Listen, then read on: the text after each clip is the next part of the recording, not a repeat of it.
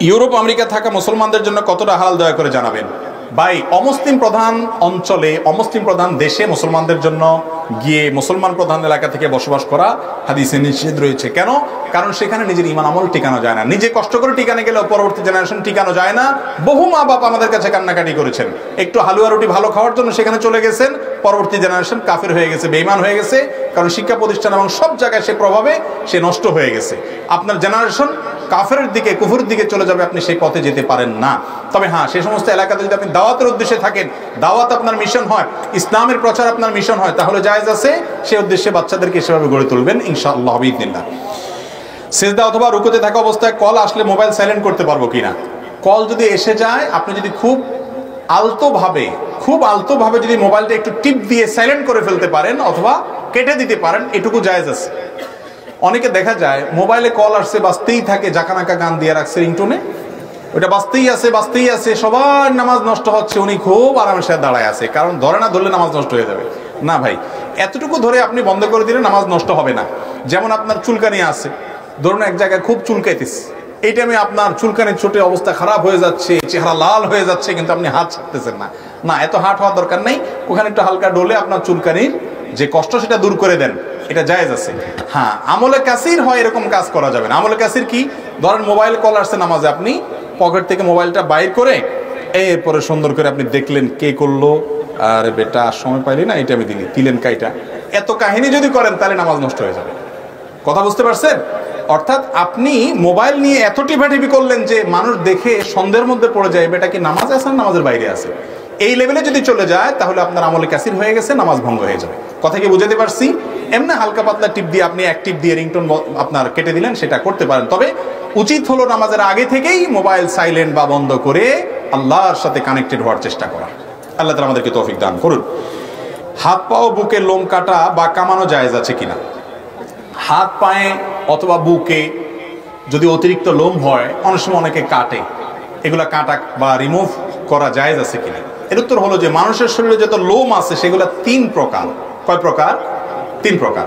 কিছু আছে যেগুলো রাখতে হবে, রাখার নির্দেশ করেছে, যেমন মহিলারা চুল রাখবে, কখনো চাচবে না, পুরুষরা দাড়ি রাখবে, কখনো চাচবে না। যারা মহিলারা আছেন তারা অবশ্য দাড়ি রাখা লাগবে না। কথা বুঝতে পারছেন? যারা মহিলারা আছেন আপনাদের কি লাগবে না? দাড়ি রাখা লাগবে না। যারা পুরুষ আছেন তাদের কি করতে হবে? দাড়ি অবশ্যই রাখতে হবে, এটা ওয়াজিব। তাহলে পশম কিছু আছে যেগুলো রাখতে হয়, সেগুলো রাখতে হবে, কাটা বা ছাটা যাবে না।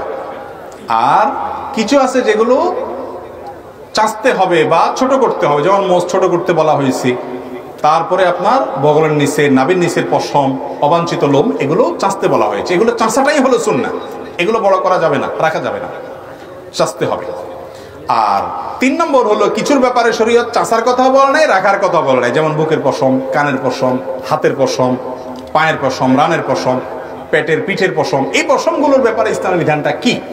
এর উত্তর হলো, যেহেতু শরীয়ত রাখার নির্দেশও করে নাই, আবার চাচতেও নির্দেশ করে নাই, এই জন্য কোনো মানুষ যদি অসুবিধা ফিল করেন, অনেকের অনেক বেশি থাকে, খুব ডিস্টার্বিং হয়, তাহলে সে যদি কাটে ছাটে কোনো অসুবিধা নাই। তবে যদি আল্লাহর সৃষ্টিতে পরিবর্তনের পর্যায়ে নিয়ে যাওয়ার অপচেষ্টা করে কোনোভাবে, তাহলে সেটা কিন্তু কোন আয়াত আলোকে নিষিদ্ধ। বাকি এমনিতে সেটা কাটলে অসুবিধা নাই। রদ্দুল মুখতার বা ফতোয়া শামির মাসআলা অনুযায়ী এটা আদবের খেলাফ, এটা নিয়মের খেলাফ, না করা ভালো এই টাইপের আর কি। কিন্তু কেউ করে তাহলে সে গুনাহগার হবে না। বিশেষ করে সৃষ্টির পরিবর্তন লেভেলের তো যেন না যায় সেদিকটা খেয়াল করতে হবে। অসুবিধা হলে সহজ কথা হলো কাটতে পারবেন সেগুলা। এরপরে প্রশ্ন হলো, আমাদের সমাজে দেখা যায় স্বামী মারা গেলে স্ত্রী 40 দিন সাদা কাপড় পরতে হয়, এ বিষয়ে যদি কিছু বলতেন। দেখুন, স্বামী স্ত্রীর সম্পর্কটা আল্লাহ রাব্বুল কাছে এত প্রিয়, এত পছন্দনীয় যে কারোর মৃত্যুতে অন্যজনকে শোক পালন করা, সেই মৃত্যুতে তার প্রতি সমবেদনা প্রকাশ করার শিক্ষা ইসলাম আমাদেরকে দিয়েছে। এই জন্য কোন নারীর স্বামী যদি মৃত্যুবরণ করে, আল্লাহ রাব্বুল আলামিন কোরআন হাকিমে বলেছেন, ওয়াল্লাযীনা ইয়াতাওয়াফাউনা মিনকুম ওয়া ইয়াযারুনা আজওয়াজা, যারা তোমাদের মধ্য থেকে মৃত্যুবরণ করে এবং তাদের স্ত্রীদের রেখে যায়, তাদের কাজ হলো কি? তাদের কাজ হলো ইয়াতারাব্বাসনা বিআনফুসিহিন্না আরবাআত আশহুরিন ওয়া আশরা, তারা 4 মাস 10 দিন পর্যন্ত কি করবে? ইদ্যত পালন করবে, শোক পালন করবে। আর যাদের সন্তান গর্ভে আছে তারা গর্ভ খালাস হওয়া পর্যন্ত শোক পালন করবে। এই শোক পালন করাকালীন সময়টাতে স্বামী মারা যাওয়ার পরে 4 মাস 10 দিন পর্যন্ত নারী কি করবে না? তিনি তার নিজের বাসা বাড়িতে থাকবেন, বাহিরে যাবেন না। ডাক্তার দেখানোর একান্ত প্রয়োজন হয়েছে, শরীর খারাপ করছে, তখন যাবেন। একান্ত প্রয়োজনীয় কাজ ছাড়া যেই জায়গায়, যে বাসায় তিনি, যে বাড়িতে তিনি থাকতেন, সেই বাড়িতে তিনি থাকবেন, এখান থেকে বের হবেন না 4 মাস 10 দিন পর্যন্ত। এটা শোক পালন হবে তার। আর ওই জায়গায় থাকার মানে এই না যে একটা রুমে ঢুকে বসে থাকতে হবে, ওই বাড়ির চৌহদ্দির মধ্যে থাকবেন, বাইরে একান্ত প্রয়োজন ছাড়া যাবেন না। দ্বিতীয়ত, তিনি এই সময়ের মধ্যে কারোর সাথে বিবাহ বন্ধনে আবদ্ধ হবেন না। তৃতীয়ত, কারো স্বামী মারা গেলে 4 মাস 10 দিন পর্যন্ত এই শোক পালনের সময়টাতে তিনি সাধারণ যে জীবন চলার তার পদ্ধতি আছে সেটার বাইরে অতিরিক্ত কোনো সাজগোজ করবেন না। বিয়ে সাজিতে গেলে, বেড়াতে গেলে যেটা করতেন এটা করবেন না, যেমন স্বর্ণ গহনা ইত্যাদি, আপনার অলংকার ইত্যাদি ব্যবহার করা, এবং আরো বিভিন্ন রকমের যে এক্সট্রা সাজগোজ আছে সেগুলো করবেন না। এই কাজগুলো তিনি করবেন না। এছাড়া বাকি সব কাজ তিনি করবেন, শোক সন্তপ্ত থাকবেন, এবং তিনি অন্য সাধারণ পোশাক করবেন। আমাদের দেশে মনে করা হয় মানুষের, কোনো মহিলার স্বামী মারা গেলে তিনি সাদা কাপড় পরতে হয়, না, এরকম কোনো কথা নাই। সাদা কেন, রঙিন কাপড়ও পরতে পারেন, অতিরিক্ত সাজগোজ করবেন না, এ হলো মূল বিষয়। মনে থাকবে তো ইনশাআল্লাহ? হুজুর, আপনার সাথে মুসাফা করতে চাইলাম কিন্তু আপনি করলেন না কেন? এটা প্রথমে নালিশ দিয়ে শুরু। হ্যাঁ, জবরদস্তি প্রশ্ন ঢুকে দিচ্ছে শাহিন ভাই আমার হাতে, যে মৌলবী প্রশ্ন যেন এড়াইতে না পারে। ভাই আলহামদুলিল্লাহ, সারাদিন শত শত মানুষের সাথে মুসাফা করি, আজকেও তো কত মানুষের সাথে করছি। কারোর সাথে তো জমি জমা নিয়ে শত্রুতা নাই, কেন মুসাফা করবো না ভাই? তবে অনেক সময় হয়তো যে হাতে মুসাফা করবো সে হাতে হয়তো ব্যস্ততা থাকে, হয়তো মোবাইলে কোনো কোরআন তেলাওয়াত বা কোনো মাসআলা অনুসন্ধান করতেছি গুরুত্বপূর্ণ, তখন ওই টাইমটাতে হাত বাড়ানোটা এটা শিষ্টাচারের খেলাফ, আদবের খেলাফ, এটাও বুঝতে হয়। একজন মানুষ মনে করেন সিরিয়াস কোনো হিসাব নিকাশে ব্যস্ত আছে, আপনি দেখতেছেন তাকে, ওই টাইমে যায় আসসালামু আলাইকুম রহমতুল্লাহ, ওই 3 মাইল লম্বা একটা সালাম দিন। ইসলাম বলে এই টাইমে সালাম দেওয়া নিষেধ, কারণ এই সালাম দেওয়ার কারণে তার হিসাবটা গড়বড় হয়ে যাবে। একটু অপেক্ষা করেন, সে একটু স্ট্যান্ডে যাক, তারপর আপনি তাকে সালাম দিবেন। কথাকে বুঝাতে পারছি? এরকম কোনো কারণে হয়তো মুসাফা করা হয় না। অনেক সময় দেখা যায় এখানে দাঁড়াইলে এখন হুমড়ি খেয়ে মানুষ পড়বে, অনেক জরুরি ভিত্তিতে যাওয়া দরকার, ওই টাইমগুলোতে হয়তো পারি না, হাত তুলে দুঃখ প্রকাশ করি। তো এটার জন্য আপনারা মনে কষ্ট নেবেন না। বাকি আমরা মুসাফা তো সারাদিনই করি, কত মানুষের সাথে করি, আলহামদুলিল্লাহ। একটা ইবাদত, এটা সবের কাজ, কেন করবো না ইনশাআল্লাহ বিইذনিল্লাহ। কিন্তু অনেক সময় পারি না এই অপারগতার কারণে। আপনারা অনেক সময় মনে কষ্ট নেন, অনেক সময় ভুল বুঝেন, এই জন্য অনুগ্রহ করে ক্ষমা সুন্দর দৃষ্টিতে দেখবেন। তাড়াহুড়া থাকে অথবা ব্যস্ততা থাকে, কোনো কিছু পড়ার মধ্যে ডান হাত ব্যস্ত থাকে, তখন হয়তো আমরা ক্ষমা চেয়ে চলে আসতে হয়। জাযাকুমুল্লাহ খাইর। এরপরের প্রশ্ন হলো, আমাদের পাশে ওরস হয়, সেখানে গান বাজনা হয়, মেয়েরাও গান করে, এসব মাজারে যাওয়া ঠিক হবে কি না, এবং 5 টাকা 10 টাকা দান করলে ঠিক হবে কি না? ভাই, কোনো মানুষ মারা গেলে, কোনো মুসলমান মারা গেলে তার কবরে যাওয়া, তার কবরে জিয়ারত করা এবং সালাম পেশ করা, শান্তির দোয়া করা, এটা আমাদের নবী সাল্লাল্লাহু আলাইহি সাল্লামের শেখানো সুন্নত আমল, এটা করা সওয়াবের কাজ। মাজার মানে যে জায়গায় জিয়ারত করতে যায়, অর্থাৎ কবরস্থান, সকল কবরস্থানই মাজার। মাজার শব্দের অর্থ কি ভাই? যেই জায়গায় মানুষ জিয়ারত করতে যায় সেটার নাম কি? মাজার। এখন আমরা বানায় নিছি বিশেষ বিশেষ কিছু কবর উঁচা হলে ওইটার নাম শুধু মাজার না ভাই। যত কবর আছে মানুষ জিয়ারত করতে যায়, এই সকল কবরই যেগুলো মানুষ জিয়ারত করে সেগুলো সব কি হয়ে যায়? মাজার বলা যায় সেগুলাকে। এটা হলো মাজার অর্থ। তো মাজারে কবর জিয়ারত করতে যাবেন, মাজারে কোনো ওরস করতে যাবেন না। ওরস শব্দের অনেক ব্যাখ্যা বিশ্লেষণ আছে, সেটা নিয়ে এখানে আর দীর্ঘ আলোচনা যাব না। আমরা শুধু এটুকু বলি, আমরা কবরে যাব জিয়ারত করতে, কবরওয়ালার কাছে কিছু চাইতেও যাব না, কারণ কবরওয়ালার কিছু দেওয়ার কোনো ক্ষমতা নাই। আমরা চাইবো আমাদের মালিক আল্লাহর কাছে। কবরওয়ালা যার কাছ থেকে চেয়ে নিছেন আমরা সেই জায়গায় চাইবো, আমরা লোকাল জায়গায় যাব না। তাছাড়া তার দেওয়ার ক্ষমতাও নাই, সেখানে কিছু চাওয়া তার কাছে এটা শিরক, সেজন্য এটা করা যাবে না। আর কবরে বা মাজারে টাকা দিবেন কি দুঃখে আমাকে বলেন? 5 টাকা 10 টাকা কেন, 1 টাকাই বা দিবেন কেন? এখানে যেই আল্লাহর বান্দা শুয়ে আছেন, তিনি ধরেন আল্লাহর কোন নেককার বান্দা, কোন বুজুর্গ, কোন আল্লাহওয়ালা, ভালো আমল করে দুনিয়া থেকে গেছেন, আমাদের সুধারণা তিনি আল্লাহর প্রিয় বান্দা, সব ঠিক আছে। কিন্তু এই জায়গায় বাইরে 5 টাকা দিলে কি তার কবরে এটা ঢুকে যাবে? এরকম কোন সিস্টেম আছে ভাই? নাকি কবরের যারা, মাজারের যারা খাদেম আছে তারা পয়সা করে দিয়া এটাকে ট্রান্সফারের মাধ্যমে কবরওয়ালার কাছে পৌঁছায় দেয়? এরকম কোন সিস্টেম আছে? বরং কি হয়, এটা যারা বাইরে আছে তাদের অনেক সময় গাঁজা টাঞ্জা খাওয়ার জন্য লাগে, তাদের বিভিন্ন অপকর্ম করার জন্য লাগে, এমনকি যদি ভালো কাজের জন্য করে। সাধারণত কবরের আশেপাশে যারা এই কবর পাহারা দেয়, এলোমেলো জীবন, বৈরাগ্যতা, তাদের কোনো সংসার নাই, ভাবখানা এমন কিছুই লাগে না, কিন্তু পয়সা ঠিকই লাগে। পয়সা ঠিকই লাগে। এক নম্বর কথা, ইসলাম কোনো বৈরাগ্যতার ধর্ম নয়। আল্লাহ রাব্বুল আলামিন আমাদেরকে বৈরাগী হতে বলেন, সবাইকে সংসারী হতে বলেছেন। তোমার সংসার রেখে এখানে কবরে বসে থাকতে বলছে কি? আল্লাহর ঘরে ইবাদত করতে ঢুকলে আল্লাহ বলেন ফাইদা কুদিয়াতিস সালাহ ফান্তাশিরু ফিল আরদ, নামাজ শেষ হয়ে গেছে, বের হও, খেতে যাও, কাজে যাও, কাজে লেগে যাও, উদ্যমী হও, উদ্যোক্তা হও। আপনাকে ইসলাম সেটা বলেছে। আর সেখানে আপনি নামাজ, আল্লাহর ঘর থেকে আল্লাহ বলছেন নামাজ শেষ হয়ে গেলে আর বসে লম্বা সময় থেকো না, নফল টফল সব শেষ করে এবার যাই তুমি রুজিতে নেমে যাও। আর আপনি এখানে মাজারে সাদা কাপড় হলুদ কাপড় পরে বসে আসেন, এটা ইসলাম কখনো অনুমোদন করে না। যারা এগুলো করে তারা কখনো ইসলামের ধারক বাহন, এটা স্পষ্ট ভণ্ডামি। অতএব সেখানে তাদেরকে টাকা পয়সা দেওয়া মানে হলো চিটারি বাটপারি করতে সহায়তা করা। আপনি সেখানে টাকা দিয়ে সওয়াবের আশা করেন কিভাবে ভাই? কিভাবে আশা করেন? হ্যাঁ, আপনি কোনো গরিব মানুষ দাঁড়িয়ে আছে, তাকে দু চারটা পয়সা দেন, কোন অভয় মানুষকে পয়সা দেন, ওই মাজারে কি দুঃখে আপনি দিবেন? যিনি সাহিত্য আছেন তার সম্মানে দিবেন, তো তার সম্মানে তার তরফ থেকে একজন গরিব মানুষকে দেন এবং বলেন আল্লাহ এর সওয়াবটা তাদেরকে পৌঁছায় দেন। ওই গাঁজাখোররে যদি টাকা দেন তাহলে তো সওয়াবের পরিবর্তে আরো গুনাহ হবে। অনেক মাজারের বিভিন্ন ভিডিও ফুটেজ আপনারা দেখেছেন, সোশ্যাল মিডিয়াতে বিভিন্ন সময় ভাইরাল হয়েছে, যে মোরগ একটা দেয়, ওই মোরগটা তারা নিয়ে আবার আরেক জায়গায় পিছন দিয়ে ওইটা আবার বিক্রি করে, আবার ওইটাই আইসা দেয়, কুমিরের সামনে দেয়। কুমির তো খাই না, ওইটা একটু ধরে ওই মালিকের খুশি করে দেয়, এরপর নিয়ে আবার ওটা বেচা দেয়। এক মোরগ সারাদিন সকাল থেকে রাত পর্যন্ত বেচা হইতেই থাকে। দেখেন না আপনারা এই সমস্ত ভিডিও? অতএব মাজারে কোনো মুসলমান গিয়ে সেখানে টাকা পয়সা দেওয়া, মাজারে যারা খাদেম আছে তাদেরকে, এবং সেখানে গিয়ে কোনো প্রার্থনা করা, এটা একজন মুসলমানের জন্য ইসলাম জায়েজ রাখেনি। আল্লাহ আমাদের যে সমস্ত ভাইরা বুঝছেন না, অনেক বোনরা জানেন না, বুঝেন না, তারা যান সেই জায়গাগুলোতে গিয়ে তারা টাকা পয়সা দিয়ে থাকেন, তারা ভুল করেন, তাদেরকে আমরা বোঝাবো, আঘাত নয়, আক্রমণ নয়, তাদেরকে বোঝানোর চেষ্টা করব যে আমরা গোলাম আল্লাহর, কোনো মাজারওয়ালার না। আল্লাহ তাআলা আমাদেরকে তাওহীদ বুঝার তৌফিক দান করুন। আমরা জানি গালি দেওয়া গুনাহের কাজ, অথচ ফেসবুকে অনেক দাড়ি টুপিওয়ালা হুজুর মানুষকেও দেখা যায় ভিন্ন মতের মানুষদেরকে গালাগালি করেন। এটা কি আসলে ইসলামে জায়েজ আছে? খুব দরকারি এবং প্রয়োজনীয় একটি প্রশ্ন ভাই।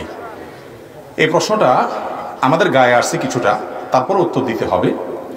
প্রথম কথা হলো যে আমাদের নবী করিম সাল্লাল্লাহু আলাইহি সাল্লাম বলেছেন, আমাকে আল্লাহ তাআলা অভিশাপকারী, গালিবাজ করে দুনিয়াতে পাঠান নাই, আমি রহমত নিয়ে দুনিয়াতে এসেছি, মানুষকে গালি দিতে নয়। নবী করিম সাল্লাল্লাহু আলাইহি সাল্লাম আরো বলেছেন, বুখারী মুসলিম এক জায়গায় বর্ণনা করেছে, সিবাবুল মুমিনি ফুসুক, কোন ঈমানদারকে গালি দেওয়া, কটু কথা বলা, নোংরা কথা বলা, এটা গুনাহের কথা।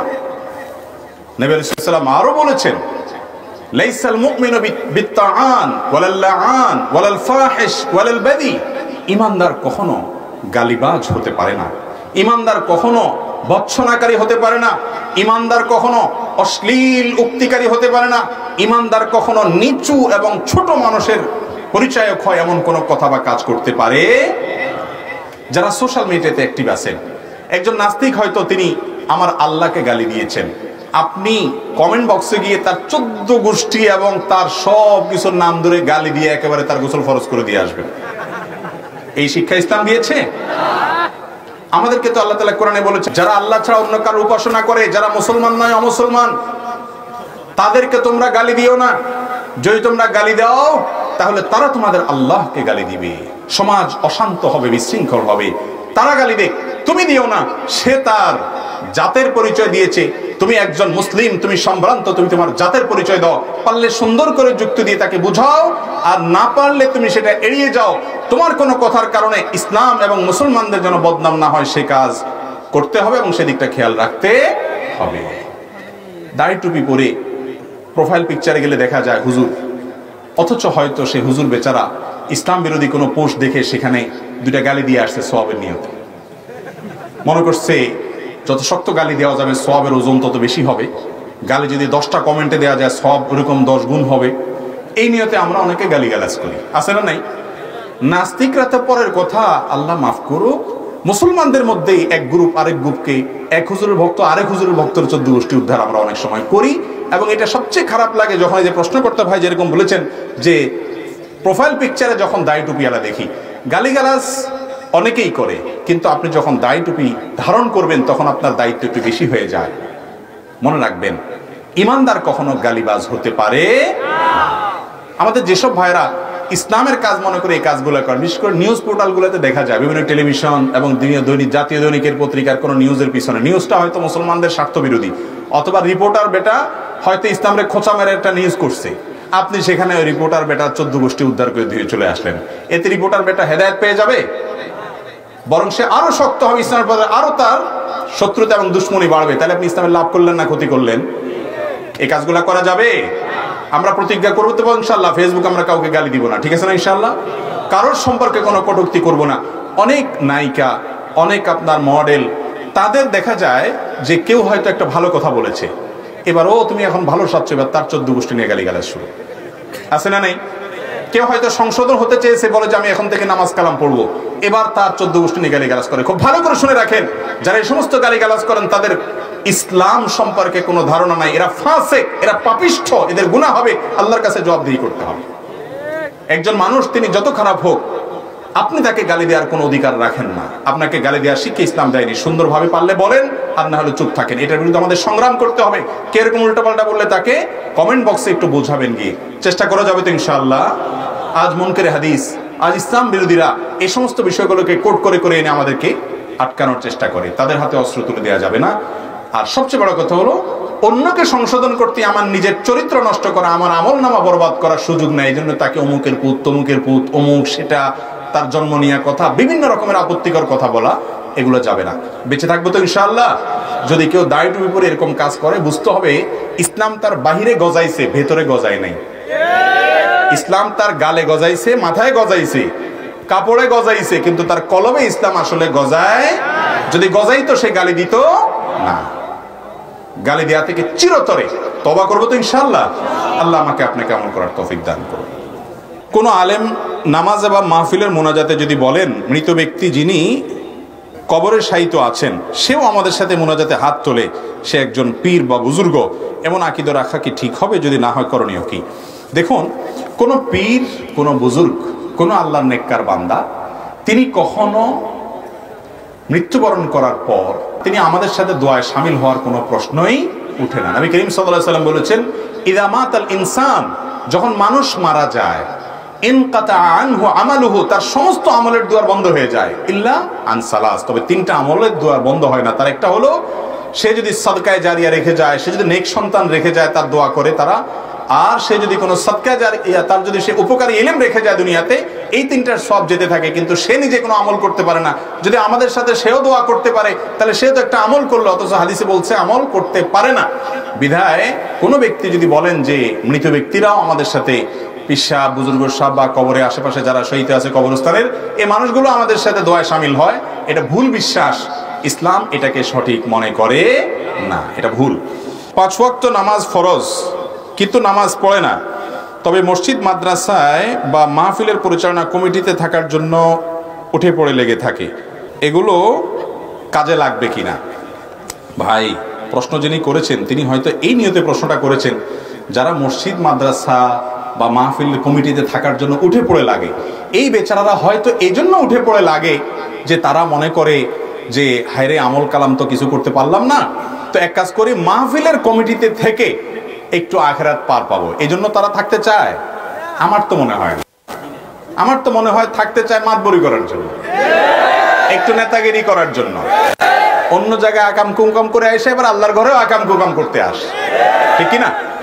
সমাজে আল্লাহ তাআলা যাদেরকে ক্ষমতা দিয়েছে, ভালো করে শুনে রাখেন, মসজিদ পরিচালনা করার জন্য, দ্বীনি প্রতিষ্ঠান পরিচালনা করার জন্য কোনো বেনামাজিকে দায়িত্ব দেওয়া গুনাহের কথা। আল্লাহ তাআলা কোরআনে বলেছেন, ইন্নামা ইয়ামুরু মাসাজিদাল্লাহি মান আমানা বিল্লাহ, আল্লাহর ঘর আবাদ করবে, দেখাশোনা করবে ওই লোকেরা যারা আল্লাহর প্রতি ঈমান আনে, ওয়াল ইয়াউমিল আখির, এবং পরকালের প্রতি বিশ্বাস রাখে, ওয়া আকামাস সালাহ, এবং 5 ওয়াক্ত নামাজ পড়ে, ওয়া আতাজ যাকাহ, যাকাত ফরজ হয়ে থাকলে যাকাত দেয়, ওয়ালাম ইয়াখশা ইল্লাল্লাহ, আল্লাহ ছাড়া আর কাউকে পরোয়া করে কথা বলে না, আল্লাহর বিধান মতো চলার চেষ্টা করে, বলে হক কথা বলতে কোনো তার হেজিটেশন হয় না। এই রকম সৎ সাহস আছে নামাজি, কালামি, যাকাত আদায়কারী ইমানদার ব্যক্তিরাই আল্লাহর ঘরের আবাদ করবে। আল্লাহ কোরআনে বলে দিয়েছেন, অতএব যারা মসজিদ কমিটিতে, মাদ্রাসা কমিটিতে, মাহফিল কমিটিতে ঢোকার জন্য লবিং করার চেষ্টা করেন, নিজে নামাজ কালাম পড়েন না, ক্ষমতা থাকলে যাদের দায়িত্বশীল আছেন, নেতৃবৃন্দ আছেন, তাদের কর্তব্য হলো এই সব লোকগুলোকে অন্য জায়গাতে অ্যাক্সেস দেন না দেন আপনি আপনারটা বুঝে বেড়ান, কিন্তু আল্লাহর ঘরে তাদেরকে অ্যাক্সেস দিয়ে আলেম ওলামাদেরকে ছোট করা, সংকীর্ণ করা, সত্য কথা বলতে বাধা দেওয়া এবং আল্লাহর ঘরকে নষ্ট করার জন্য যেন আপনারা দায়ী না হন, সেই চেষ্টা থাকতে হবে ইনশাআল্লাহ। মসজিদ কমিটির লোকেরা পয়সা ছাড়া আর কিচ্ছু চিনে না। রুচিশীল মসজিদ কমিটি বা সমাজের মান্যগণ্য মানুষ সমাজে খুব কম। আরে ভাই, আল্লাহর ঘর যারা আবাদ করবে, দেখাশোনা করবে, এই লোকগুলো পয়সাওয়ালা না হোক, সৎ মানুষ হোক, সেটা দেখবেন। তাতে মসজিদের উপার্জন একটু কম হোক, অসুবিধা নেই। বিল্ডিং এর টাইলস দরকার নাই, শুধু রং মেরে দেন। আপনার মসজিদটা বাহ্যিক গেট আপ সেট আপ একটু কম হোক, কিন্তু কিছু ভালো মানুষ থাকুক, তাহলে ইনশাল্লাহ এই মসজিদ থেকে মানুষের হেদায়েত হবে। আর এর বিপরীতে যদি আপনি চাকচিক্য বাড়ান আর একেবারে স্বর্ণ দিয়ে মসজিদ বানায় রাখেন, কিন্তু মুসল্লি কমিটি সব উল্টা পাল্টা, তাহলে এই মসজিদের কোনো অর্থ হয় না। আল্লাহ তাআলা আমাদেরকে বুঝার তৌফিক দান করুন। এরপরের প্রশ্ন হলো, মাহফিলের পর যে খাবার দেয়া হয় তাকে তাবারুক বলা হয়, এই তাবারুকের কোনো বরকত আছে কিনা? ভাই, তাবারুক শব্দটি বরকত থেকে আসছে, মানে যে খাবার খেলে বরকত হয়, মানে বিশেষ উপকার হয়, বিশেষ কল্যাণ হয়। এই বিষয়ের আগেও আমরা একাধিকবার উত্তরে বলেছি যে আমাদের বাসা বাড়িতে যে খাবার আছে, এই মাহফিলের ওয়াজ শেষে আয়োজকরা যদি সবার একটা করে প্যাকেট দেয়, সেটা বিরিয়ানি প্যাকেট হোক বা অন্য কিছু হোক, সেটার সাথে আমার বাসার যে খাবার আছে এটার মধ্যে তেমন কোনো পার্থক্য নাই। ওইটা খেলে যা, এটা যদি কোনো খারাপ কিছু থাকে তাহলে এটা খেলে আপনার পেটে অসুখ হতে পারে, অন্য অসুখ বিসুখ হতে পারে আল্লাহ চাইলে। আর যদি এটাতে সেরকম কিছু না থাকে তাহলে অন্য খাবার খেলে যেরকম লাভ, এটা খেলেও লাভ। এটা খেলে বিশেষ উপকার হবে, বিশেষ বরকত হবে, এরকম মনে করা ভুল।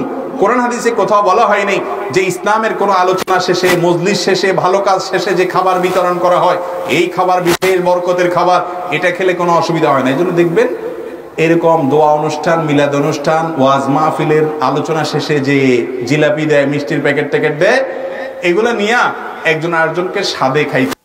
যে ডায়াবেটিস রোগী বলে, না ভাই আমার ডায়াবেটিস মিষ্টি খাবো না, আরে ভাই এটা মিলাদের মিষ্টি, খাও খাও, মানে এটা খাইলে ডায়াবেটিস হবে না। এরপরে বেচারা ওইটা খাই, যদি ডায়াবেটিস বাড়ে, তার খারাপ ধারণাটা ইসলামের প্রতি হয়, আরে বরকতের খাবার বলে কই, আমার আরো ক্ষতি হলো। আসলে কি সেটা বরকতের খাবার আল্লাহ বলছেন? তাহলে ইসলামের নামে এই বানোয়াট কথা আমরা বলবো না। আপনার মনে চাইলে আপনি খান, মনে চাইলে আপনি না খান, এই খাবারে বিশেষ বরকত আছে মনে করা যাবে না।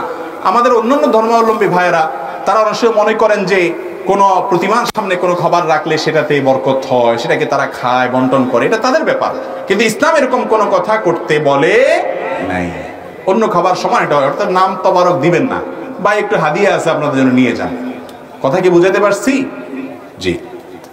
পুরুষদের লাল পোশাক পরিধান করে নামাজ পড়া জায়েজ আছে কিনা? এর উত্তর হলো যে মহিলাদেরকে আল্লাহ রাব্বুল আলামিন যেই কোনো কালারের পোশাক পরার সুযোগ দিয়েছেন। সিল্কের পোশাক, ফুল 100% সিল্ক পড়তে চায় মহিলারা, পড়তে পারে। যে কোনো কালারের পোশাক পড়তে চায়, পড়তে পারে। আর পুরুষদেরকে আল্লাহ বলছেন না, সিল্কের পোশাক পুরুষরা পড়তে পারবে না। বিশেষ করে সিল্কের পরিমাণ বেশি থাকলে পোশাকে, এটা পরা যাবে না। আজকাল বাজারে যেগুলো সিল্কের পাওয়া যাবে এগুলো 2 নম্বর, নাম আছে সিল্ক, এগুলো পড়তে পারেন। কিন্তু যদি সিল্কের পরিমাণ বেশি থাকে তাহলে সেটা পুরুষরা পরবে না। আর পুরুষদের জন্য সাদা পোশাক পরাটা অধিকতর উত্তম এবং মুস্তাহাব, এই ব্যাপারে কোনো ইখতিলাফ নেই ওলামাদের মধ্যে। নবী করিম সাল্লাল্লাহু আলাইহি ওয়াসাল্লাম বিভিন্ন হাদিসের ফজিলত আসছে। কোন ওলামা ইকরাম সবুজটাকেও উত্তম বা ভালো বলেছেন। এছাড়া পুরুষরা অন্য কালার পড়তে পারলেও লাল, একেবারে পিওর লাল কেটা যেটা, বা গাঢ় লাল যেটা, বা হলুদ যেটা লালের দিকে চলে যায় বেশি, এই লাল পোশাক পিওর লাল হলে, লালের সাথে অন্যটা মিশ্রিত হলে অসুবিধা নেই। শুধু পিওর লাল যদি হয়, এটা পুরুষদের জন্য পরাটা মাকরুহ, অপছন্দনীয়, পরাটা ভালো না। কিন্তু পড়লে এটা যে হারাম হয়ে গেছে ব্যাপারটা সেরকম না। অতএব ওই পোশাক পরে নামাজ পড়লে নামাজ হয়ে যাবে, কিন্তু একেবারে শুধু পিওর টকটকা লাল এরকম পোশাক পুরুষরা অ্যাভয়েড করবে। দেখেন, মহিলাদেরকে বলে ইসলাম অধিকার দেয় না, বলেন মহিলাদেরকে বলছে যে কোনো কালার মনে চায় পরো, যত মনে চায় সাজার। পুরুষরা বলছে এটা পারবা, এটা পারবা না। এই জায়গায় মহিলাদেরকে বেশি দিছে না কম দিছে ইসলাম? তাহলে আপনি যখন দেখবেন বিভিন্ন জায়গায় ইসলাম কিভাবে মহিলাদেরকে অধিকার দিছে, কোরআনে কারিমে একটা সূরা আছে, নাম হলো সূরায়ে নিসা, বিশাল বড় সূরা। সূরায়ে রিজাল বা পুরুষের নামে কোনো সূরা কোরআনে কিন্তু নাই। হাদিসে আসছে দুইজন মেয়ে যদি কেউ লালন পালন করে সঠিকভাবে, এই ব্যক্তিকে আল্লাহ তাআলা জান্নাত দিবেন। নবী সাল্লাল্লাহু আলাইহি ওয়াসাল্লাম তার জান্নাতের গ্যারান্টি দিয়েছেন। অথচ 2 ডজন বা হাফ ডজন ছেলে সন্তান জন্ম দিয়ে লালন পালন করলেও তার জান্নাতের বারান্দা পর্যন্ত যাওয়ার সুযোগ দিবে, এরকম কোনো কথাও হাদিসে আসে নাই। এরপরে বলে মহিলাদেরকে ইসলাম অধিকার দেয় না, বঞ্চিত করছে। পুরুষকে বলছে তুমি নিজের খরচ দিবা, তোমার বাপের খরচ দিবা, শ্বশুর বাড়ি যেতে মিষ্টি কিনবা, বাপের বাড়ি যেতে ফল ফ্রুট কিনবা, ছেলে মেয়েটা দিবা, সবাইটা খরচ দিবা, তুমি পাইবা 2 টাকা। আর মেয়েকে বলছে তুমি তোমার নিজের শ্বশুর বাড়ি যাইতেও তোমার স্বামী কিনবে, তুমি দাঁড়ায় থাকবা শুধু হনহনায়া। আর তোমার বাপের বাড়ি যাইতেও মিষ্টি কিনা লাগে, শুধু অর্ডার দিবা স্বামীর, এটা কিনো, এটা কিনো, রসগোল্লা কিনো, ছানা কিনো, এগুলো বলবা। মাগার তোমার কি করতে হবে না কিচ্ছু, টাকা দিবে তোমার স্বামী, সে বুঝবে কোত্থেকে কামাই করবে, তোমার কিছু কিনা লাগবে না, তুমি দেখাই দিবা শুধু। আর অন্যদের খরচ তো পরের কথা, তোমার নিজের খরচও তোমার উপরে নাই। যখন বাপের সংসারে থাকবা, বাপ খাওয়াইতে হবে, বিয়ের পরে স্বামী খাওয়াইতে হবে, স্বামী মরে গেলে ছেলে খাওয়াইতে হবে, কেউ না কেউ খাওয়াইতে হবে, তুমি পুরা রিল্যাক্স। তোমাকে 1 টাকা দিলাম, আর ছেলেকে সব দায় দায়িত্ব দিয়ে 2 টাকা দিছে। কাকে বেশি দেওয়া হয়েছে, মেয়েকে না ছেলেকে? আপনি আপনার ছেলে একজনকে 10 টাকা দিয়ে বলছেন 10 টাকা দিছি, 10 টাকার এটা এটা আইনা মোট বাজার নিয়ে আসবে। আরেকজনকে 5 টাকা দিয়ে বলছেন এই 5 টাকা দিলাম তোমাকে, তুমি কিছু কিনা খাও, কিছু আনতে হবে না। কারে বেশি দেওয়া হয়েছে? 5 টাকা বেশি পাইছে না? এরপরে বলে বলে মহিলাদেরকে ইসলাম দেয় নাই। আরে আজকে যারা লম্বা লম্বা কথা বলে নারীবাদের নামে, নারী অধিকারের নামে, এরা কি জানে না যখন নারী হিসেবে জন্মগ্রহণ করা পৃথিবীতে অপরাধ ছিল? আজকে তো লম্বা লম্বা কথা বলা মানুষ বহুত আছে। নিজের বাপ যখন নিজের কন্যা সন্তানকে জীবন্ত কবরস্থ করত, সেই অসভ্য সমাজ ব্যবস্থাকে ভেঙে চুরমার করে নারী জন্ম দেওয়ার কারণে, নারীকে সঠিকভাবে লালন পালন, মেয়েকে সঠিকভাবে লালন পালনের কারণে জান্নাতের গ্যারান্টি দিয়ে নবী করিম সাল্লাল্লাহু আলাইহি ওয়াসাল্লাম মেয়েদের মর্যাদা দিয়েছেন, হাজারো মর্যাদার বর্ণনা করেছেন, এবং তিনি বলেছেন আমি মেয়েদেরকে ভালোবাসি ছেলেদের তুলনায় বেশি। ইসলাম কোথায় তুলেছে নারীকে? সেখানে কিছু সুবিধাবাদী মানুষ অথবা কিছু বিভ্রান্ত মানুষ আমাদের মা বোনদেরকে ভুল বুঝায়, আমাদেরকে ভুল বুঝায়। ইসলাম ছাড়া প্রকৃত শান্তি এবং কল্যাণের কোনো পথ আল্লাহ তাআলা খোলা রাখেন নাই। বিধায় এই সমস্ত ভুল ধারণা এবং ভ্রান্তি থেকে আমাদেরকে বেরিয়ে আসতে হবে, এবং নারীদেরকে যে ইসলামকে অধিকার দিতে বুঝতে হবে। যে পোশাকের কথা বলতে গিয়ে এই কথা আসলো, যে পোশাকের ক্ষেত্রে দেখেন পুরুষকে আল্লাহ তাআলা রেস্ট্রিকশন দিয়েছে, মেয়েকে বলছেন তোমার বাবা লাল বলতে চায় পরো, হলুদ পড়তে চায় পরো, কোনটা পড়তে চায় সেটা পড়ো, কোনো কালারের রেস্ট্রিকশন তোমার নাই। তাদেরকে আল্লাহ তাআলা তুলনামূলকভাবে বেশি এই ক্ষেত্রে ছাড় দিয়েছেন না, দেন নাই? কারণ এটা তাদের দরকার আছে। মহিলারা একটু সাজুগুজু প্রবণ, একটু সাজুগুজু প্রবণ, সাজগোজ করতে পছন্দ করে। পুরুষে আল্লাহ তাআলা বলছে তোর অনেক কাজ কাম আছে, বাইরে ব্যবসা বাণিজ্য করবি, ধান্দা করবি, এই সমস্ত সাজগোজ নিয়ে পড়ে থাকলে হবে কেমন? তাহলে আল্লাহ তাআলা যার জন্য যেটা দরকার তাকে সেটা দিয়েছেন, কারোর প্রতি জুলুম আল্লাহ তাআলা করেন নাই। আল্লাহর চাইতে বড় সুবিচারক আর কেউ হতে পারে না। এরপরের প্রশ্ন, আমার ওয়াইফ বিয়ের আগে জেনা করেছে এবং সে তওবা করেছে, আমার কাছে সেই বিষয়ে প্রকাশও করেছে, এখন আমার করণীয় কি? এটা খুব বড় ধরনের একটা ত্রুটি। কোনটা? বিয়ের পর আজকাল বিশেষ করে ইয়াংদের মধ্যে এটা দেখা যাচ্ছে।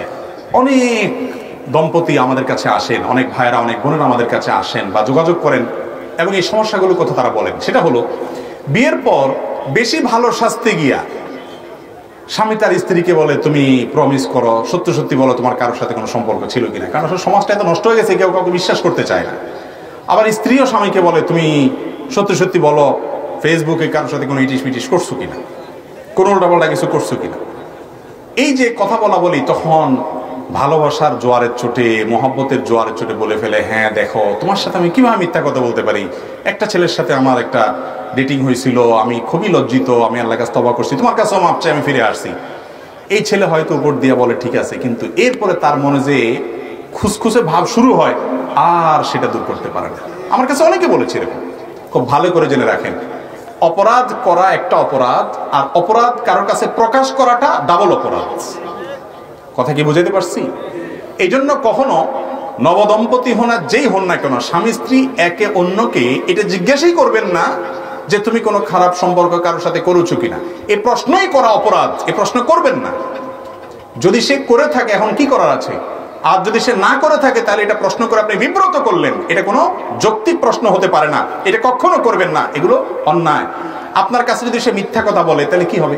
আর সত্য কথা বললে আপনার কাছে খারাপ লাগবে, আপনি যতই ভালো সাজেন, এটা ভালো জিনিস না। যে যা করেছেন আগে সেগুলোর জন্য আল্লাহর কাছে লজ্জিত হয়ে ক্ষমা চাইবেন। স্বামীর কাছে বা স্ত্রীর কাছে বেশি ভালো শাস্তে গিয়া নিজের সব গুদুর বলে দিবেন, এরপরে অশান্তি শুরু হবে, সেটা কখনো যৌক্তিক হতে পারে না। এখন কথা হলো, কোন আল্লাহর বান্দা বা বান্দা যদি বলে ফেলে থাকেন, তার জীবন সঙ্গী যিনি আছেন তার উচিত হলো তাকে ক্ষমা করে দেওয়া। কেউ যদি তওবা করে আসে, তার জীবনের ভুলকে স্বীকার করে, তাকে ক্ষমা করার মতো মানসিকতা আমাদের থাকা উচিত। আমরা চাই আমাদের সবার সাথে একটা করে রাবেয়া বস্রী থাকুক, পুরুষরা চায়, আর মহিলারা চায় আমাদের সবার সাথে একটা করে হাসান বস্রী থাকুক। আর আমরা নিজেরা ফেসবুকে, মেসেঞ্জারে, বিভিন্ন জায়গায় যত রকমের বদমাইশি আছে সব ওপেন রাখবো। লুকায় লুকায় ফেসবুকে অন্য মেয়েদের ছবি দেখবো, ভিডিও দেখবো, বিভিন্ন ফিল্মের আপনার ক্লিপ দেখবো, বিলবোর্ড দেখবো। তলে তলে চোখের যত গুনাহ আছে, যত মহিলা দেখে দেখে আকাম কুকাম করার আছে, ছেলে হোক মেয়ে হোক, মেয়েরা ছেলেদেরকে, ছেলেরা মেয়েদেরকে, এগুলো সব দেখবো। কিন্তু আমার সাথে যে থাকবে, যার ঘর করব আমি, বা যার সাথে আমি সংসার করব, সে হবে একেবারে আপাদমস্তক একটা ফেরেশতা। এটা না আমাদের চাহিদা আজকাল। আপনি নিজে অপকর্ম করে এরকম আশা করেন কিভাবে? আবার এটা মনে করেন না যে আমি যেহেতু নিজেও খারাপ, তাহলে বেচা আমার সাথে যেটা আসছে ওইটাও নিশ্চয়ই খারাপই হবে। এরকম সহজ আপনার সমীকরণ করবেন না। আল্লাহ অনেক খারাপ মানুষকে অনেক ভালো মানুষ দেয় কি দেয় না? যেমন ফেরাউন খারাপ ছিল না ভালো ছিল? আল্লাহ তার ঘরে আসিয়ার মতো ভালো মানুষ দেন নাই। এই জন্য আপনি নিজে আকাম কুকাম করছেন দেখে আপনার জীবন সঙ্গীর প্রতিও কুধারণা করবেন যে আল্লাহ বলছে খারাপের সাথে খারাপ হয়, তাহলে আমার কপালে আমি যেহেতু আকাম করছি, এটা যতই ভালো সাজুক এটাও মনে হয় খারাপ তলে তলে। এরকম মনে করা যাবে? খবরদার, এগুলো সাংসারিক জীবনে অশান্তি আনে। আল্লাহ আমাদেরকে বোঝার তৌফিক দান করুন। আলমে বারজাখ, মানুষের জীবন, দুনিয়ার জীবনটা হলো দুনিয়ার জগৎ। এরপরে মৃত্যুর পরে কিয়ামত যখন শুরু হবে, বিচার শুরু হবে, সেটা হলো আখিরাতের জগৎ। আর আখিরাতের জগতের একটা পার্ট হলো কিয়ামত এবং মানুষের মৃত্যু। এই দুইটার মধ্যবর্তী সময়ে মানুষ যেখানে থাকে এটা হলো বারজাখের জগৎ। আল্লাহ বলেছেন ওয়ামিন ওয়ারাইহিম বারজাখুন ইলা ইয়াউমি ইউবআসুন। জীবন, দুনিয়ার জীবন পার করার পরে বারজাখের জীবন থাকে কিয়ামতের আগ পর্যন্ত। এটাকে বারজাখের লাইফ বলে। বারজাখ মানে আড়াল। এই কবরের জীবন বা বারজাখের জীবনটা যে যেখানে যে অবস্থা আছে, কাউকে কবর দেওয়া হয়েছে, সচরাচর কবর দেওয়া হয়, কেউ আগুনে পড়ে ভস্ম হয়ে গেছে, তাহলে তার ধ্বংসাবশেষ ওই জায়গাতেই তার সওয়াল জবাব হবে। যে অবস্থায় থাকুক সে অবস্থায় রূহ দিয়ে আল্লাহ তাআলা সওয়াল জবাব অ্যারেঞ্জ করবেন, যেটা আমরা ফিল করতে পারবো না। ঠিক একইভাবে কাউকে ধরুন বাঘে খেয়ে ফেলেছে, বাঘের পেটে চলে গেছে, পানিতে পড়ে সে পচে গলে একাকার হয়ে গেছে, তার ধ্বংসাবশেষ যে অবস্থায় থাকবে ওই অবস্থায় তার সওয়াল জবাব হবে। আল্লাহ তাআলা জানবেন এবং সে লোক তার রূহ ফিল করবে, মানুষ সেটা ফিল করবে না। এছাড়া গায়েবের জগতে একজন মানুষ ফ্রিজে 4 মাস 6 মাস তার লাশ রাখা হচ্ছে, বিভিন্ন প্রসেস হচ্ছে, এখনো কবর দেওয়া হয়নি। এর জবাবদিহিতাটা কি কবর দেওয়ার পরে হবে নাকি ওখানে নির্দিষ্ট সময়ের পরে হবে, এটা একমাত্র আল্লাহ ভালো জানেন। কারণ এই বিষয়ে কোরআন হাদিসে স্পষ্ট কিছু আসে নাই। আলমুল গায়েব বা অদৃশ্যের জগৎ সম্পর্কে কোরআন হাদিসে স্পষ্ট কিছু বলা না থাকলে সেই ব্যাপারে আমরা নিজেরা কোনো সিদ্ধান্ত দিতে পারি না, বরং আমরা আল্লাহর প্রতি ঈমান আনি যে আল্লাহ রাব্বুল আলামিন যেভাবে তাকে প্রশ্নোত্তরের মুখোমুখি করা দরকার সেভাবে করবেন। তবে প্রশ্নোত্তর হবে যদি সেই প্রশ্নোত্তর এর ঊর্ধ্বে উঠে যাওয়ার মতো কোনো আমল করে থাকে, কবরের মধ্যে আছে কিছু আমল, তাহলে সেটা ভিন্ন কথা। কথা বুঝাতে পারছি? তাহলে 4-6 মাস যদি থাকে, কোন অবস্থায় তার প্রশ্নোত্তর হবে এটা একমাত্র আল্লাহ তাআলা ভালো জানেন। এরপরে প্রশ্ন হলো, ঘুম থেকে উঠে দেখি ফজরের ওয়াক্ত শেষ, এখন কি আমি শুধু ফজরের 2 রাকাত ফরজ নামাজ পড়বো নাকি সুন্নতও পড়তে হবে? আপনি যদি কখনো ফজরের নামাজ পড়তে পারেন নাই, অ্যালার্ম দিয়ে রেখেছেন, তারপরও মিস হয়ে গেছে কোনো কারণে, তো আপনি উঠার পর যখন কাজা করবেন তখন ফজরের ফরজ তো 2 রাকাত পড়বেনই, তার আগে সুন্নত 2 রাকাতটাও পড়বেন। কারণ প্রথমত আবু দাউদের বর্ণনায় রাসূল আকরাম সাল্লাল্লাহু আলাইহি ওয়াসাল্লামের একটি ঘটনা বর্ণিত হয়েছে, প্রসিদ্ধ ঘটনা। সফর থেকে আসার পথে তার জীবনে একবার সবাই শুয়েছেন, রাতে ক্লান্ত, দিনে সফর করে রাতে শুয়েছেন। তো এই টাইমে যে সাহাবীর দায়িত্ব ছিল ওই আল্লাহর বান্দা, তার একটা ঘুম বেশি এসে গেছে, যার কারণে সবাই ঘুমেছিল, রাসূল আকরাম সাল্লাল্লাহু আলাইহি ওয়াসাল্লাম সহকারে। সূর্য উঠে গেছে, সূর্যের আঁচ গায়ে লাগার পরে তারা লাফ দিয়ে উঠছে। উঠার পরে তারা ফজর নামাজ কাজা করছেন। সেই কাজা নামাজে তিনি সুন্নত 2 রাকাত পড়েছেন, ফরজও 2 রাকাত পড়েছেন। তাহলে এখান থেকে আমরা জানলাম যে যদি কখনো নামাজ ছুটে যায় তাহলে এটা যখন আমরা আদায় করব, ঘুম থেকে উঠার পরে ফরজ যখন পড়বো তখন আমরা সুন্নতও পড়বো, ফরজও পড়বো। কথা কি বুঝাতে পারছি? কিন্তু মাসআলা পাইয়া এখন প্রতিদিন বলবেন যে হুজুর তো মাসআলা দিয়ে দিছে, অতএব আমি প্রতিদিন 7টা 8টার দিকে আমার ঘুম ভাঙবে, আমি তখন ওটা প্রতিদিন সুন্নত পড়বো, ফরজও পড়বো, মাসালা তো হুজুর বলছে। না ভাই, এই কাহিনী করা চলবে না। নবী করিম সাল্লাল্লাহু আলাইহি ওয়াসাল্লামের জীবনে একবার ঘটেছে, সেটাও আল্লাহ তাআলা ঘটাইছেন আমাদেরকে শিক্ষা দেওয়ার জন্য যে এরকম হলে আমরা কি করব। তার যুগে অ্যালার্মের কোনো ঘড়ি ছিল ভাই? মোবাইল ছিল? তাহলে জীবনে যদি একবার এরকম ঘটনা হাদিসে আসে আর না আসে, তাহলে আপনার যদি প্রতি মাসে 2-4 বার 5 বার হয় বা প্রায় হয়, আল্লাহর কাছে জবাবদিহি করার কোনো সুযোগ আছে? অ্যালার্ম আছে যেখানে, মোবাইল আছে যেখানে, কাউকে বলতে পারেন খবরদার। অনেকে মাসালা বানায় নিছে যে হুজুর হাদিস বলছে মান্নামা আন সালাতিন আও নাসিহা ফালিয়ুসাল্লিহা ইযা যাকারাহা ফাইন্না যালিকা ওয়াক্তুহা। কেউ ঘুমায় গেছে, উঠতে পারে না, যখন উঠছে তখন নামাজ পড়বে, এটাই তার সময়। ঠিক আছে, তাহলে আমার প্রতিদিন 7টা বাজে সময় হয়। এরকম অনেক ভাই আছেন না নাই? মনে রাখবেন এটা করা যাবে না। রাতে তাড়াতাড়ি শুয়ে পড়বেন। ফজরের নামাজ যে পড়তে পারে না সে কিসের মুসলমান? সে মুসলমান দাবি করার নৈতিক অধিকারই রাখে না নিজেকে। ফজর নামাজ 5 ওয়াক্ত নামাজের ভিতরে ইম্পর্টেন্ট এবং গুরুত্বপূর্ণ একটা নামাজ, 10টা ফজিলত আছে। এই বিষয়ে একটা বিস্তারিত আলোচনা আছে, আমাদের শুনে নিতে পারেন। আল্লাহ তাআলা আমাদেরকে তৌফিক দান করুন। যৌথ পরিবারে একাধিক ছেলে সন্তান থাকলে এক একজন এক এক রকম ইনকাম করে। এমনও হয় একজন ছেলে পরিবারের খরচ চালিয়ে বাড়ি গাড়ি করে ফেলেছে আর বাকিরা নিজেরা কোনো রকম ভাবে চলে। এক্ষেত্রে বাবা মা কি সন্তানদের মাঝে সম্পদ বন্টন করবে সমানভাবে? গুরুত্বপূর্ণ প্রশ্ন। বাবা মার দায়িত্ব হলো সন্তানকে লালন পালন করার ক্ষেত্রে, শিক্ষা দান করার ক্ষেত্রে ইনসাফ করা। ছেলেকেও পড়াতে হবে, মেয়েকেও পড়াতে হবে, অবশ্যই তার পর্দার সাথে, এবং ছেলে মেয়েদেরকে পড়ানোর ক্ষেত্রে সবাইকে খরচ দিতে হবে সমানভাবে, সবাইকে হেল্প করতে হবে যাতে সবাই দক্ষ হয়ে ওঠে। এরপরে যদি কোনো সন্তান তার নিজস্ব যোগ্যতায় ভালো পড়াশোনা করে, ভালো চাকরি করে, পরিশ্রম করে সম্পদ গড়ে ফেলে, এটা তার ব্যাপার, আল্লাহ তাআলা তাকে দিয়েছেন তার পরিশ্রমের বিনিময়ে। আরেকজন যদি পিছায় যায়, সেটা তার অদক্ষতা, অযোগ্যতা। বাবা মার সম্পদ বন্টন করার সময় বা যখন নগদ টাকা পয়সা বা সম্পদ সন্তানদেরকে দিবেন, গিফট দিবেন, হাদিয়া দিবেন, তখন অবশ্যই সমান হারে দিতে হবে। একজনের বেশি আছে তাকে দিবে না, আরেকজনের কম আছে তাকে দিবে। এই এখতিয়ার বাবা মাকে দেওয়া হয় নাই। ভালো করে শুনে রাখেন, বাবা মা কি করতে হবে? ইনসাফ বজায় রাখতে হবে। মেয়েদের অধিকার থেকে তাদেরকে বঞ্চিত করার ক্ষেত্রে এই একটা আইটেম শয়তান আমাদের মাথায় ঢুকায় দেয়। আমি সব জায়গায় বলি, আপনাদেরকে আজকে বলে যাচ্ছি, প্রতিজ্ঞা করেন যুবকরা, আপনার বাবা মায়ের সম্পদে আপনার বোনের অধিকার কোরআন যতটুকু বলছে চুল পরিমাণে কম দিবেন না, বুঝে পুরোটা দিবেন। ইনশাআল্লাহ আপনার রুজিতে আল্লাহ বরকত দিবে। ফুফুদের অধিকার চাচারা দেয় নাই, বাপেরা দেয় না। এখন ভাতিজারা উদ্যোগী হন, তরুণরা উদ্যোগী হন যে কি পরিমাণ তারা পাবে, আমরা তাদেরকে দিয়ে দিব। তাদের শত থাকুক, সেটা আমার দেখার বিষয়, তার প্রাপ্য। ভাই আমার কোটি টাকা আছে, সেই জন্য আপনার কাছে আমি 200 টাকা পাবো, আপনি বলবেন যে না তার তো কোটি টাকা আছে, তাহলে তার 200 টাকা না দিলেও চলবে। এটা সঠিক? আমার কোটি টাকা থাকুক আর না থাকুক আপনার কি? আমার পাওনা টাকা আপনি আমাকে দিতে হবে। অতএব বাবার সন্তান হিসাবে সবাইকে দান করার ক্ষেত্রে, গিফট দেওয়ার ক্ষেত্রে, উপহার দেওয়ার ক্ষেত্রে সবাইকে সমতা বজায় রাখতে হবে। নবী করিম সাল্লাল্লাহু আলাইহি ওয়াসাল্লাম বলেছেন, ইত্তাকুল্লাহ ওয়াদিলু বাইনা আওলাদিকুম, আল্লাহকে ভয় করো আর সন্তানদের দেওয়ার ক্ষেত্রে সমান হারে দিবা, ইনসাফ করবা। আল্লাহ নবী সাল্লাল্লাহু আলাইহি ওয়াসাল্লাম এক সাহাবীকে জিজ্ঞাসা করেছেন, তিনি এক সন্তানকে দিয়ে এসে বলছেন, রাসূলুল্লাহ অমুক সন্তানকে আমি দিছি। তিনি বলছেন অন্যদেরকে দিছো? বল না দেই নাই। বলে সবাইকে সমান হারে দিয়ে আসো। তাহলে এক সন্তানের বেশি থাকলেও তাকে দিতে হবে। হ্যাঁ, একটা কথা বলতে হবে, তা হলো যেই সন্তানকে আল্লাহ তাআলা বেশি দিয়েছেন, তৌফিক দিয়েছেন, তার লাখ লাখ কোটি কোটি হয়ে গেছে, তার যে ভাই বোনরা পিছিয়ে আছে, অবশ্যই তার নৈতিক দায়িত্ব হলো সেই ভাই বোনদের হাতটা ধরে টানা, তাদেরকে সহযোগিতা করা, এবং তার প্রাপ্য যেটা তিনি পেয়েছেন বাবার কাছ থেকে, মায়ের কাছ থেকে, সেখান থেকেও তার ভাই বোনকে দিয়ে হেল্প করা, নিজের পকেট থেকে দেওয়া, এটা তার নৈতিক দায়িত্ব, তার উচিত এটা করা। ভ্রাতৃত্ববোধের জায়গা থেকে এটা তার জন্য করার নির্দেশ ইসলাম দিয়েছে। কিন্তু বাবা মা কখনো এই অজুহাতে তাদেরকে না দিয়ে ঠকাইতে পারে না। অনেক সময় মেয়েদেরকে না দেওয়ার ক্ষেত্রে ইবলিস আমাদের কাছে এই বুদ্ধিটা দেয়, বলে যে মেয়েদের অনেক কিছু আছে, ছেলের নাই। বাপমা যখন বেইনসাফি করবে, তখন শয়তান যারা দিতে চাইবে তার কাছে গরিব দেখাবে। দেখবেন বাপমা যে ছেলেটাকে একটু বেশি টানে, যার দিকে একটু বেশি টানে, ওর লাখ টাকা কোটি টাকা থাকলে বলে আরে ওর কিচ্ছু নেই, এরকম করে কি করে না? আর আরেকজন হয়তো কষ্টে আছে, ওর দেখতে পারে না, তো ওর বলবে যে ওর তো অনেক আছে, ওরে আর কত দেবে। এগুলো কিন্তু জায়েজ না, গুনাহের কথা। আল্লাহ আমাদেরকে বোঝার তৌফিক দান করুন।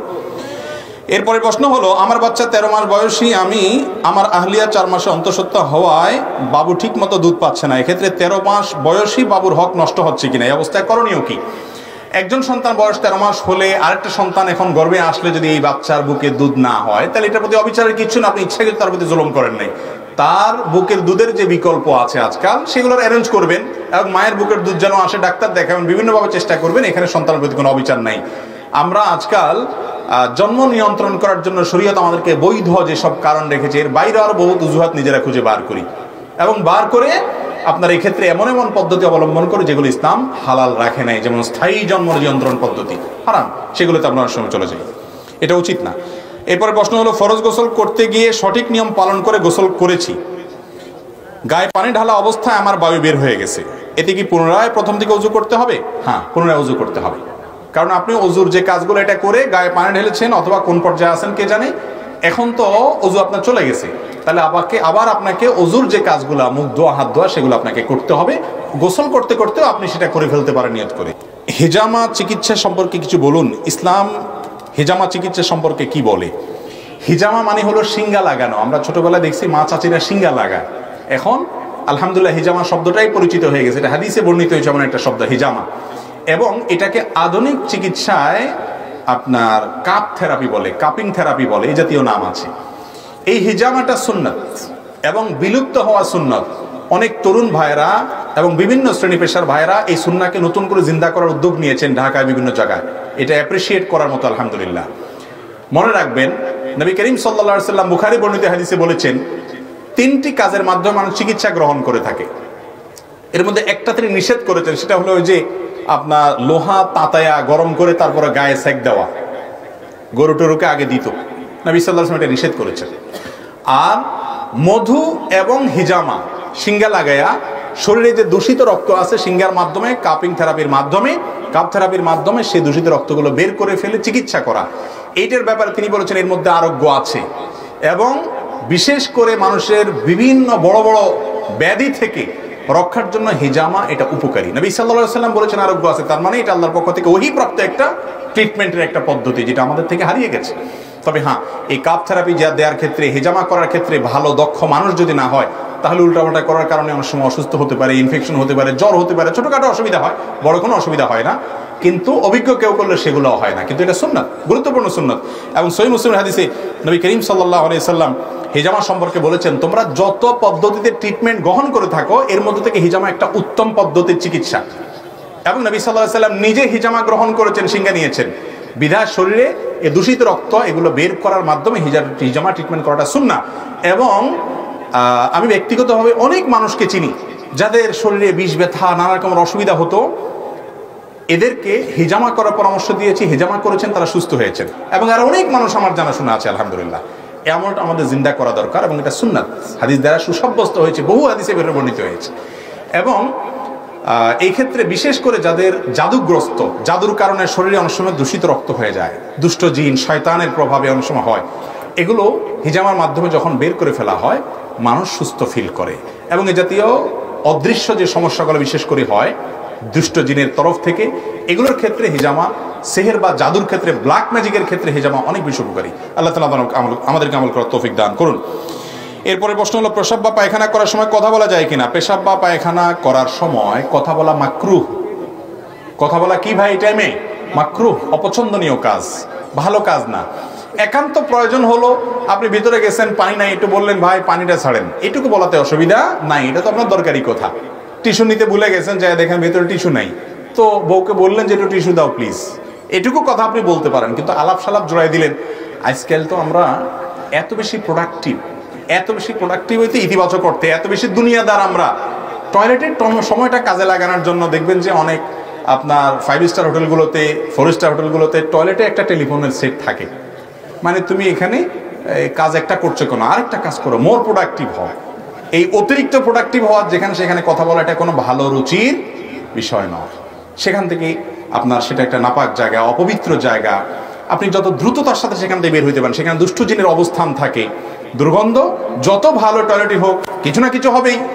তো আপনি সেখানে কথা বলবেন, আপনি যখন কথা বলবেন আপনার মুখ নড়বে, হ্যাঁ, এবং শ্বাস প্রশ্বাস তো আছেই, এগুলোর মাধ্যমে আপনি এই দুর্গন্ধ আপনি গলদ করবেন, এটার তো কোনো যুক্তি থাকতে পারে না শরিয়ার দৃষ্টিকোণ না দেখলেও। এই জন্য কথা বললে কোনো বড় কোনো গুনাহ হবে না, কিন্তু মাকরুহ, অপছন্দনীয় কাজ, ইসলাম এটাকে পছন্দ করে না।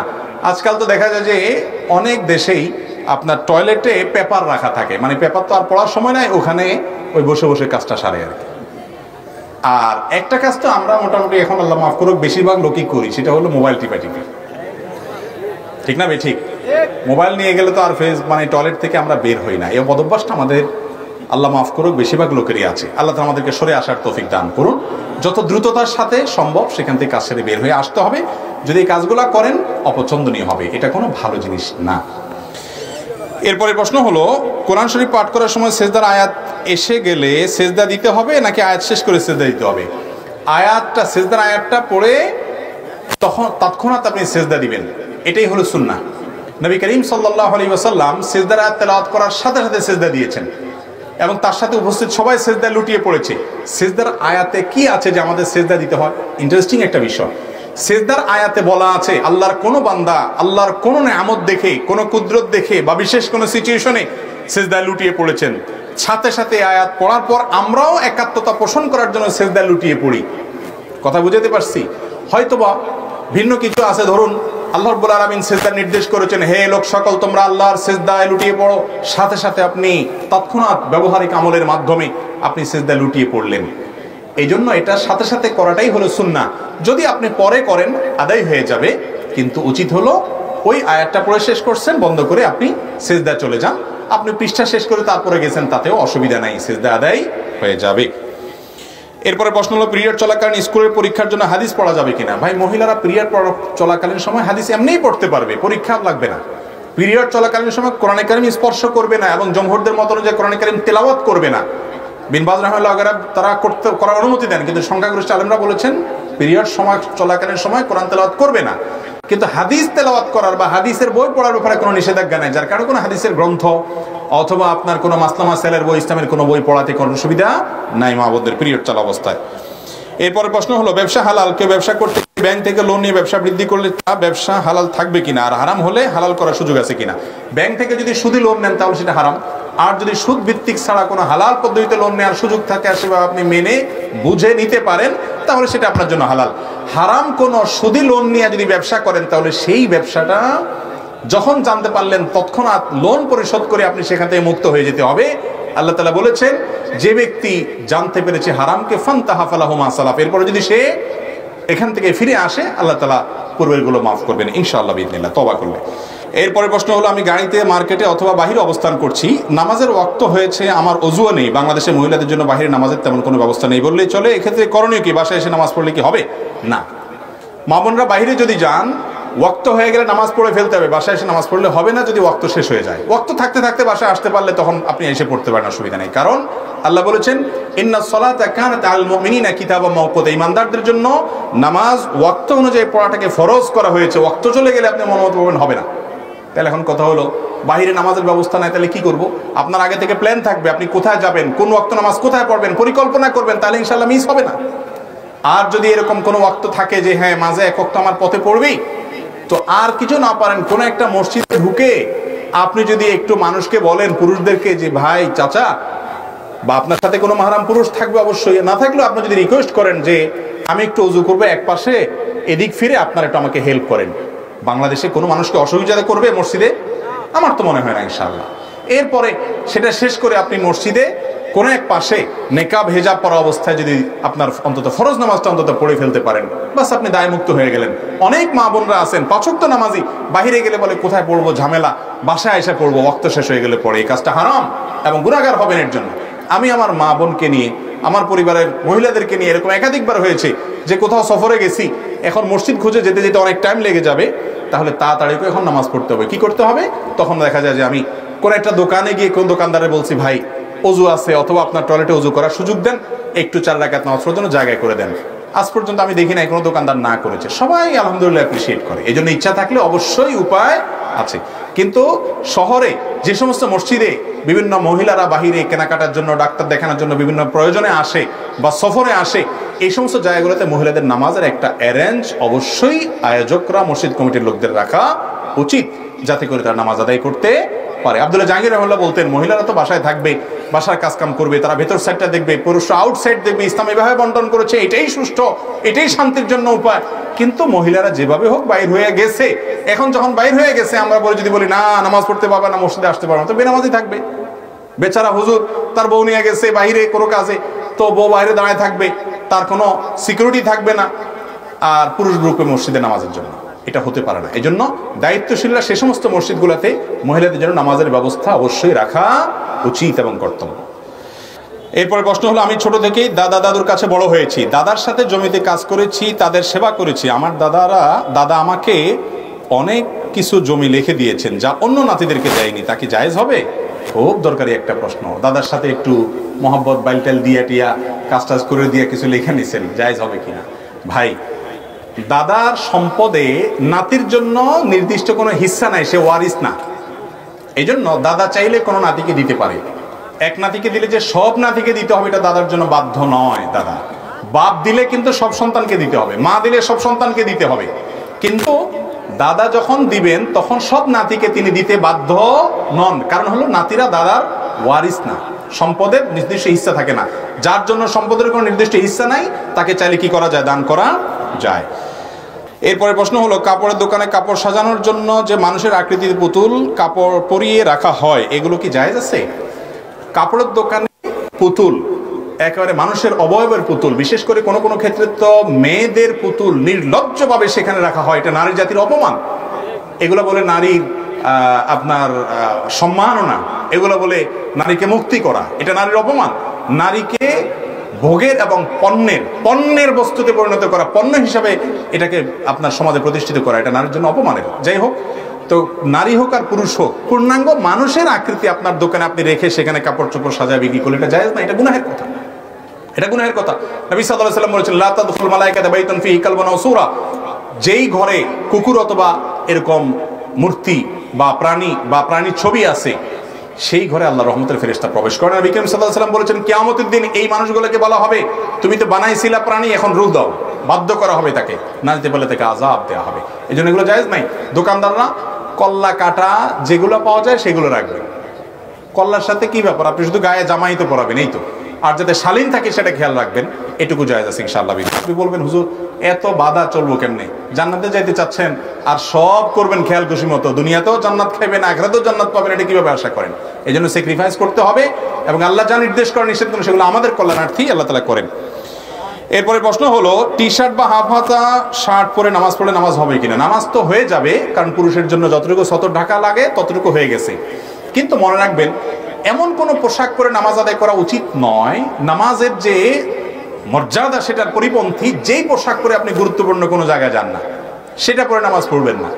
আপনি একটা এমন গেঞ্জি পরে, একটা লুঙ্গি পরে আপনি টলটলায় মসজিদে চলে আসলেন, যেটা পরে সাধারণত আপনি গুরুত্বপূর্ণ কোনো মিটিংয়ে, কোনো অফিসে, আদালতে যান না, এটা উচিত না। আল্লাহ বলেছেন, ইয়া বনি আদম খুযু যিনাতাকুম ইনদা কুল্লি মসজিদ, তোমরা নামাজের সময় সুন্দর পোশাক পরবে, উত্তম পোশাক পরবে। এই জন্য এটা পরে নামাজ হয়ে যাবে, কিন্তু আপনি তো এটা সচরাচর পড়েন এবং আপনার অভ্যস্ত এভাবে পড়তে পারেন, কিন্তু হালকামি হয়, আল্লাহর শানে জানে, এরকম পড়া যাবে না। মেয়েরা কি উচ্চস্বরে কোরআন তেলাওয়াত করতে পারবে কিনা? আমরা সোশ্যাল মিডিয়া দেখি মেয়েদের কণ্ঠে কোরআন তেলাওয়াত শোনা যায়, এটা শোনা যায় আছে কিনা? মেয়েরা তাদের মতো করে কণ্ঠ, তাদের মধ্যে জোরে তেলাওয়াত করতে পারবে, কিন্তু পুরুষদের মধ্যে মেয়েরা যদি উচ্চস্বরে তেলাওয়াত করে বা সোশ্যাল মিডিয়াতে যেগুলো পাওয়া যায়, এগুলো আমাদের পুরুষদের জন্য শোনা জায়েজ নাই। কেন জায়েজ নাই বলেন?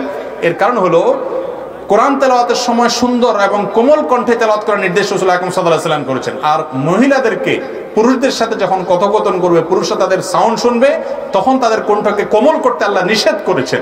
তাহলে দুইটাকে একত্র করলে আমরা দেখতে পাই, কোরআনের তেলাওয়াত করতে গিয়ে মহিলা যদি কণ্ঠের মধ্যে কোমলতা সৃষ্টি করেন, সেটা পুরুষ শাসনার মাধ্যমে তাদের মনে বাজে চিন্তা এবং মনে মনে জেনার উপলক্ষ তৈরি হতে পারে, সেজন্য এটা করা যাবে না।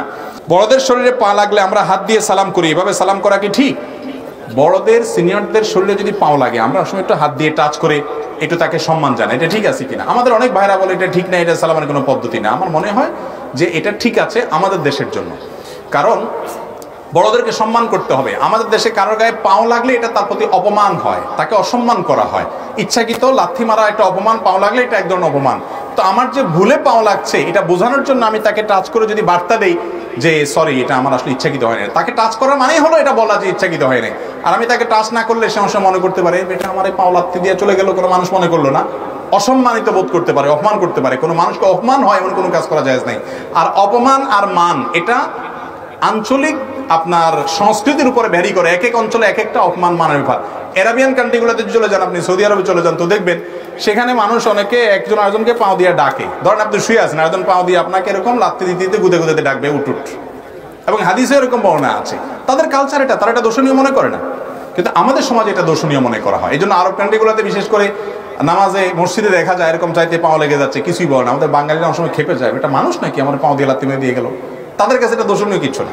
এগুলো আচরণগত বিষয়গুলো কোন উদ্দেশ্যে করা হচ্ছে, সমাজ এটাকে কিভাবে নিচ্ছে সেটার উপর ভ্যারি করে। এই জন্য তাকে বার্তা দেওয়া যায়, কিন্তু এটাকে সালাম বলবেন না, এখানে সালামের কিছু নেই। তাকে টাচ করে আপনি শুধু বার্তাটা দিলেন, জাস্ট এটুকু হইলো। অনেক সময় টাচ করে বুকে হাত দেওয়া হয়, মানে আপনাকে আমি সম্মান করি, অসম্মান করি না। তো এই নিয়তে তাকে একটা বার্তা দিলেন, এতে অসুবিধার কিছু নাই।